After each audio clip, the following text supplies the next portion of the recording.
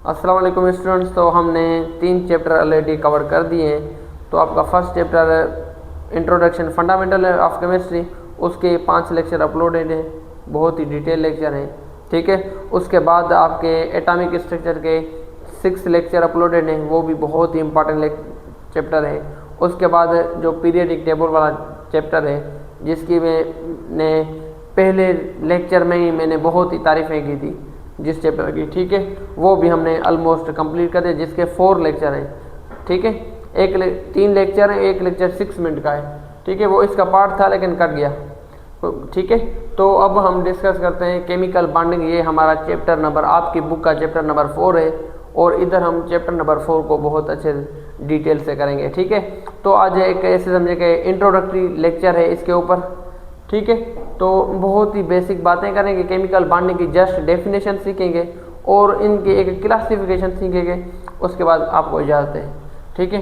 तो स्टार्ट करते हैं हम केमिकल बॉन्डिंग से। तो केमिकल बॉन्डिंग की डेफिनेशन से स्टार्ट करते हैं, उसके बाद इनकी क्लासिफिकेशन करते हैं। बहुत सिंपल सी बातें हैं, ठीक है। सबसे पहले केमिकल बॉन्डिंग का इंट्रोडक्शन, ठीक है। केमिकल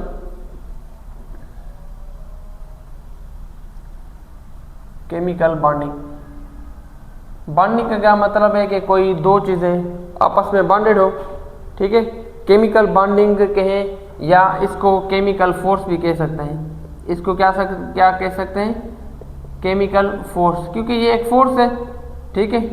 एक ऐसी फोर्स है जिस फोर्स के ज़रिए से 2 एटम आपस में कंबाइन होकर मॉलिक्यूल की फॉर्मेशन करते हैं, या मॉलिक्यूल मोनो या di atomic molecule, tri atomic molecule की फॉर्मेशन करते हैं, ठीक है। कहने का मतलब एटम ही मिलकर मॉलिक्यूल बनाते हैं, मॉलिक्यूल मिलकर पॉली एटॉमिक मॉलिक्यूल बनाते हैं, ठीक है। अगर केमिकल बॉन्डिंग की अगर मैं एक ऐसे समझे कि बेसिक डेफिनेशन लिखूं केमिकल बॉन्डिंग की, ये एक क्या है? केमिकल बॉन्डिंग ये एक क्या है? अट्रैक्टिव फोर्स है। ये क्या है? एक it is a attractive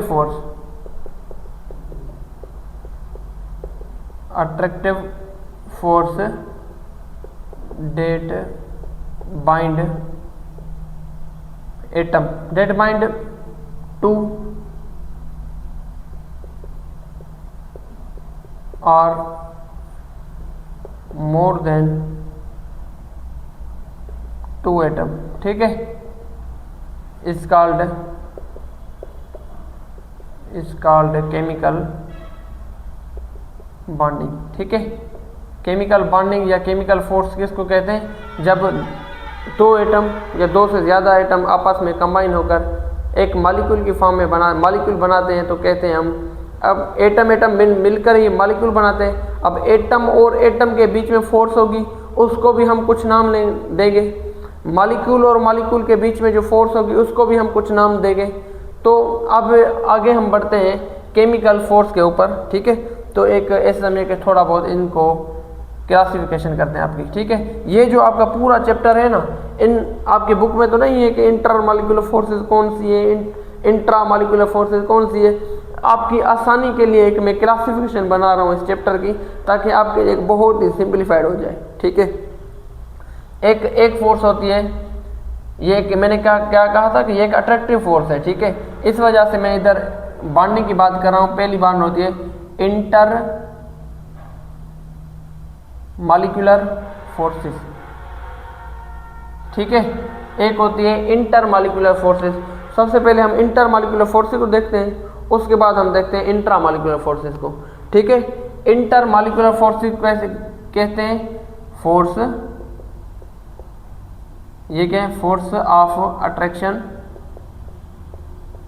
of attraction between molecule, ठीक है।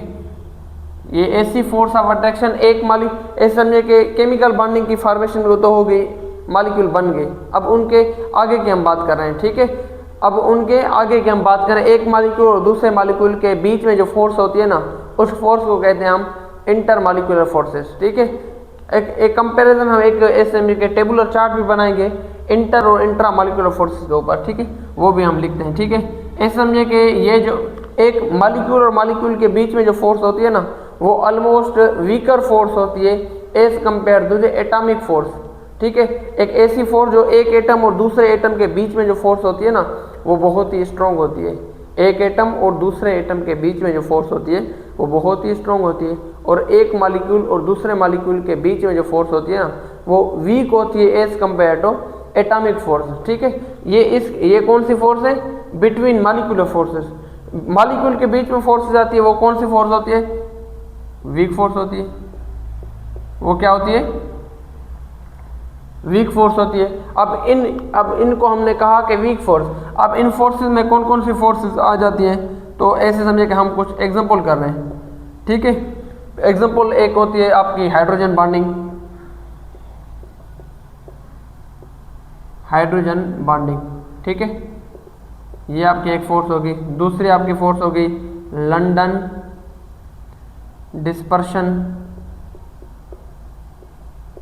Dispersion forces. ठीक है, एक और आपके पास आ गई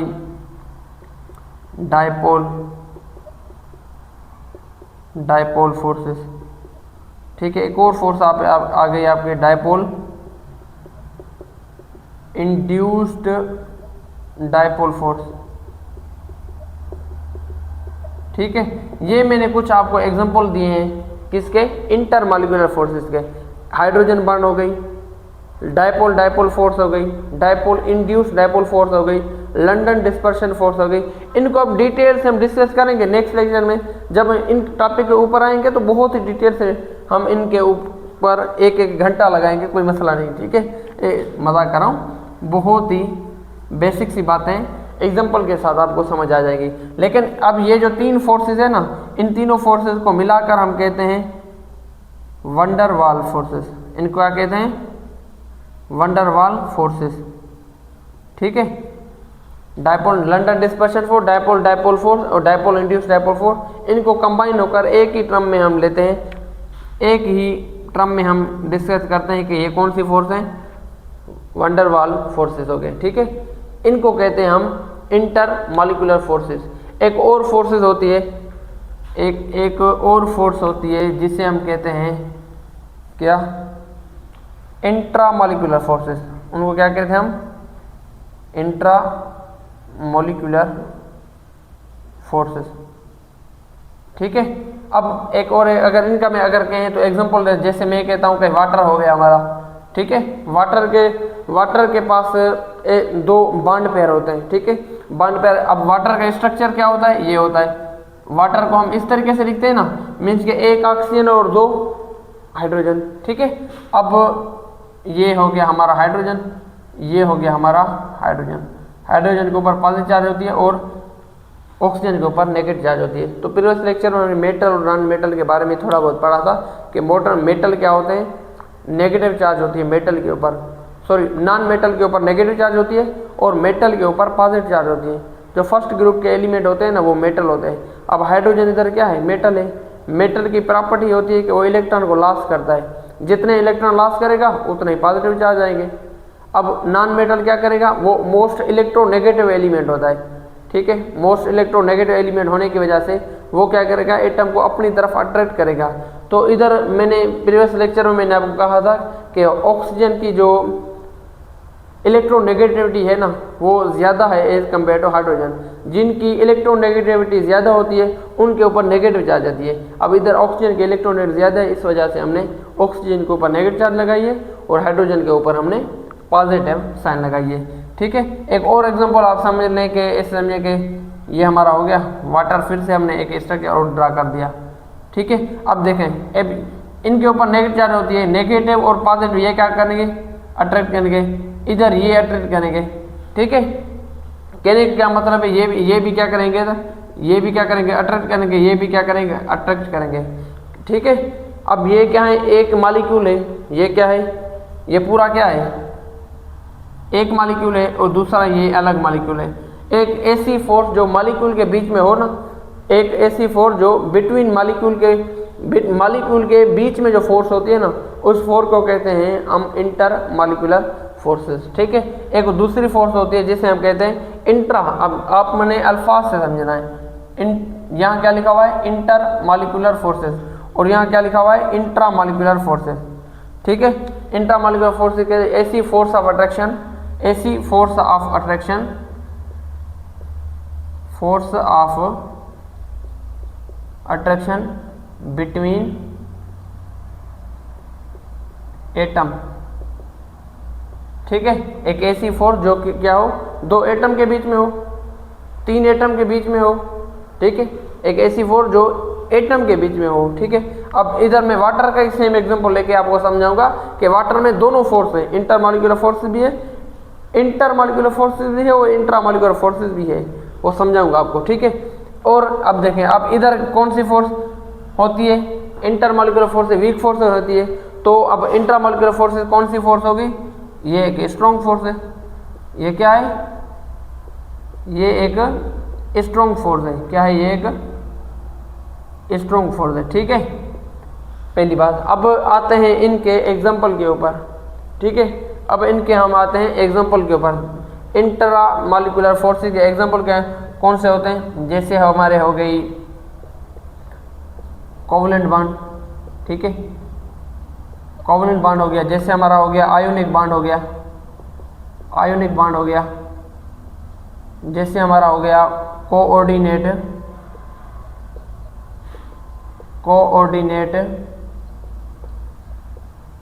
कोवलेंट बॉन्ड हो गया, ठीक है। ये कुछ एग्जांपल है जो कि आपके बुक में है और यही हमने अच्छे से डिस्कस किए।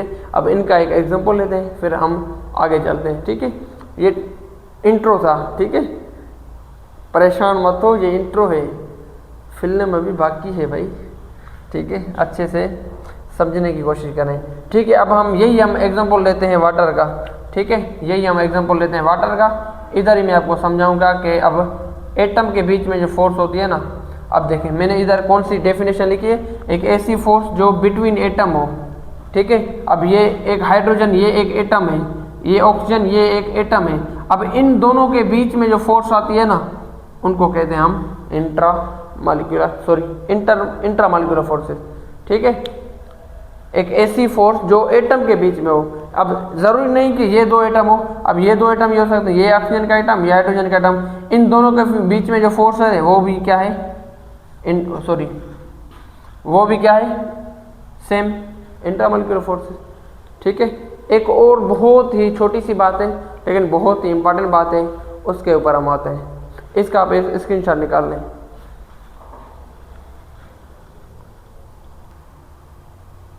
ठीक है। तो इधर हमने एक बेसिक सी चीज़ें सीख ली कि इस चैप्टर में हमने कौन कौन सी फोर्सेस पढ़नी है, ठीक है। एक इंट्रामॉलिक्यूलर फोर्सेस और दूसरे इंट्रामॉलिक्यूलर फोर्सेस, इंटरमॉलिक्यूलर और इंट्रामॉलिक्यूलर फोर्सेस, ये हमारे समझने के टॉपिक हैं, ये हमने बहुत ही डिटेल से समझने हैं, ठीक है। यही मेन टॉपिक है, यही हमने अच्छे से समझने हैं। और भी बहुत छोटी छोटी चीज़ें हैं, जैसे आपकी बुक का एक ऐसे के क्वेश्चन दिया हुआ है, वाई एटम फॉर्म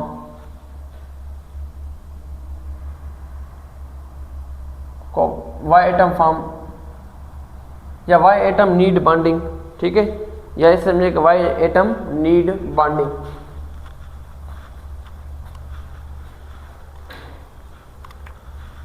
इस समझे कि वाई एटम नीड बॉन्डिंग, ठीक है। एटम हो गए या मॉलिक्यूल हो गए, वो बॉन्डिंग बनाते क्यों हैं, ये सवाल है, ठीक है।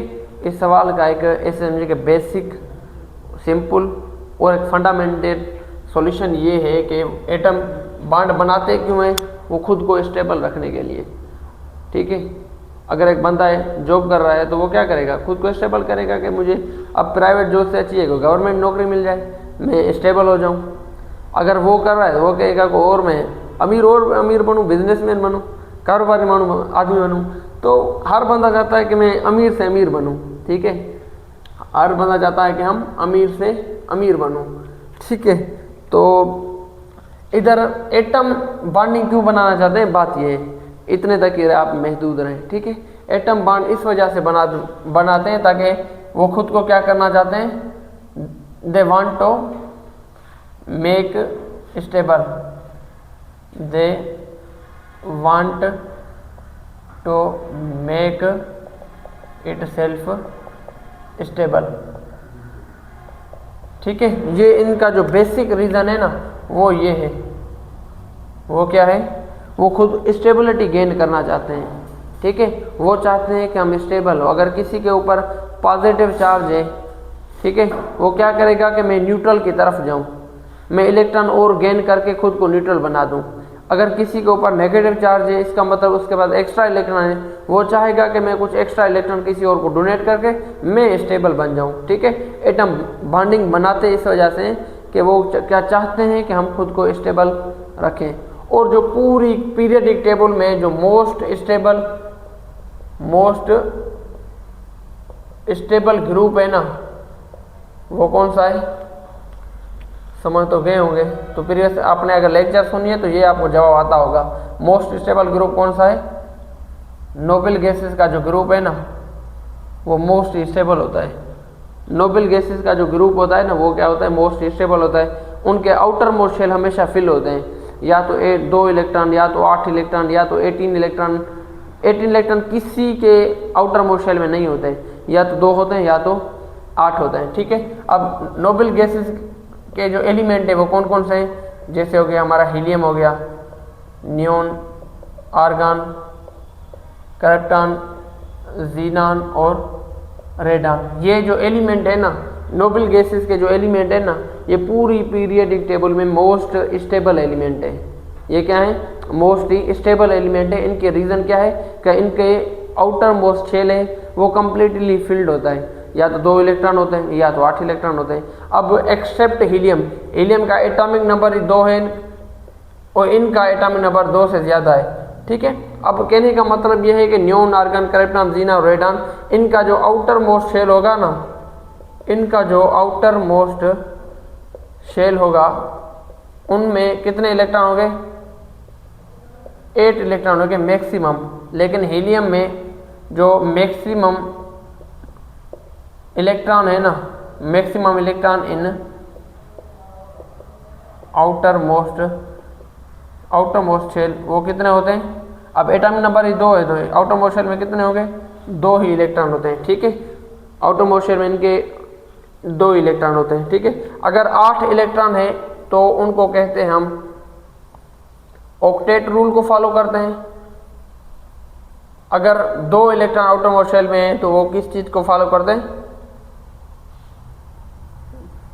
डुप्लेट रूल को फॉलो करते हैं, ठीक है, ठीक है। अगर आउटर मोस्ट शेल में 2 इलेक्ट्रॉन है तो मीन्स के वो डुप्लेट रूल को फॉलो कर रहे हैं। अगर आउटर मोस्ट शेल में 8 इलेक्ट्रॉन है तो वो ऑक्टेव रूल को फॉलो करने हैं, ठीक है। ये जो दोनों बातें मैंने अभी आपको बताई है, ये रूल वाली बात, ये एक साइंटिस्ट था G.N. लेविस, ठीक है, ये केमिस्ट था, इसने ये बात कही थी कि एटम की स्टेबिलिटी इन चीज़ों का ऊपर डिपेंड करती है कि उनका आउटर मोस्ट शेल क्या हो, कंप्लीटली फिल्ड हो, या तो 2 इलेक्ट्रॉन हो तो या तो 8 इलेक्ट्रॉन हो, ठीक है। पूरी पीरियोडिक टेबल में मोस्ट स्टेबल एलिमेंट ये जो मैंने कुछ लिखे हैं ना, यही है, ठीक है, हीलियम नियोन वाले, ठीक है। इनके अलावा भी एक चीज़ है कि एक होती है वैलेंस शेल इलेक्ट्रॉन, ठीक है। एक टर्म होता है कि valence shell electron, valence shell electron. Valence shell electron किस चीज़ को कहते हैं, वैलेंस शेल इलेक्ट्रॉन कहते हैं हम ऐसा शेल, ऐसा एलिमेंट, इस एलिमेंट के आउटर मोस्ट शेल में जितने इलेक्ट्रॉन होंगे ना उनको कहते हैं हम वैलेंस शेल इलेक्ट्रॉन, ठीक है। अब इसको मैं इस तरह लिखता हूँ, वैलेंस शेल इलेक्ट्रॉन को मैं ऐसा लिख सकता हूँ कि outermost electron in a shell, ठीक है। कोई भी एलिमेंट हो गया, उनके आउटर मोस्ट शेल में कितने इलेक्ट्रॉन हैं उस चीज़ को कहते हैं वैलेंस शेल इलेक्ट्रॉन। ये आपने बात जहन में रखनी है कि जितने वैलेंस शेल इलेक्ट्रॉन होंगे उस एलिमेंट का उतना ही ग्रुप होगा। एक बार फिर से सुने, जिन एटम के वैलेंस शेल जितने होंगे उनका ग्रुप भी उतना होगा। जैसे आपके बुक में 2 एग्जाम्पल है, उनको हम करके लेक्चर को वाइंड अप करते हैं, ठीक है। एक आपके बुक में एग्जाम्पल है बोरान का, बोरान जिसे हम B से डिनोट करते हैं, जिसका एटॉमिक नंबर क्या होता है, 5 होता है, ठीक है। बोरान का एटॉमिक नंबर क्या होता है, 5 होता है, ठीक है। अब valence electron, outer most electron, ये हमने जस्टिफाई करनी है फ्रॉम इलेक्ट्रॉनिक कॉन्फ़िगरेशन। ये आपकी बुक में ही लिखे हुए सारी बातें, जो मैं इधर मैंने सारी बातें बताई है, एक्सेप्ट ये चीज़ें, ये जो चीज़ें बताने शुरू की है मैंने आपकी सारी बुक में ही है, ठीक है।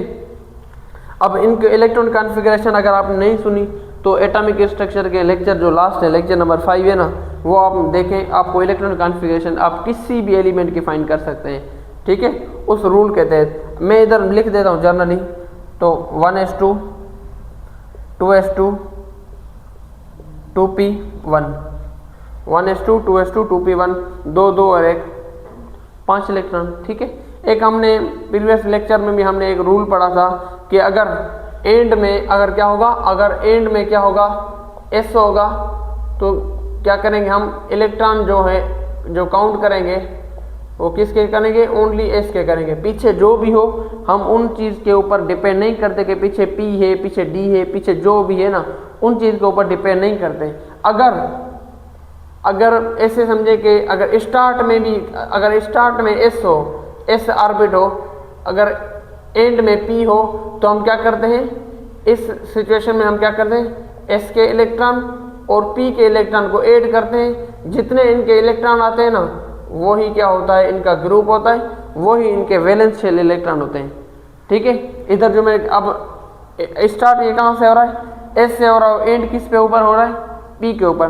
तो हम इधर क्या करेंगे, 2 और 1 इनके इलेक्ट्रॉन काउंट करेंगे। इनके इलेक्ट्रॉन, ये 2 इलेक्ट्रॉन इसके और 1 इलेक्ट्रॉन इसका, 2 + 1 कितने हो गए, 3 इलेक्ट्रॉन, 3 यही इनका क्या होता है, वैलेंस शेल इलेक्ट्रॉन, ठीक है। वैलेंस शेल इलेक्ट्रॉन, या तो ऐसे समझिए जितने इलेक्ट्रॉन होते हैं ना, वही उनका ग्रुप होता है, वही उनका क्या होता है, ग्रुप होता है। अब ये जो 2 लिखा हुआ है, ये क्या है, ये क्या होता है, पीरियड्स होता है। ये जो बोरान है, ये सेकेंड ग्रुप का एलिमेंट है, सेकेंड पीरियड का एलिमेंट है, और ये p ब्लॉक का मेंबर है, ठीक है। तो एक और एग्जांपल है फास्फोरस का, वो भी इसी तरीके से ही फाइंड होगा, ठीक है। तो अपनी दुआ में याद रखें, ये रहा आज का हमारा लेक्चर, ठीक है। इनका स्क्रीनशॉट बनाने, अच्छे से समझना है, पढ़ना है, समझना है तो क्वेश्चन ज़रूर करने, कमेंट सेक्शन आपका है। अपनी दुआ में याद रखें। अस्सलाम वालेकुम।